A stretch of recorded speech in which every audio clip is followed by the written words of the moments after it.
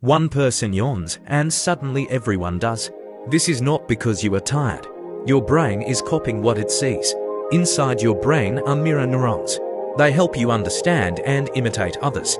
When you see someone yawn, your brain activates the same pattern. This happens faster with people you feel close to. Friends and family are more likely to spread yawns to each other. Studies show that people with low empathy are less affected. Even dogs can catch yawns from humans. Yawning is not about sleep. It is about connection.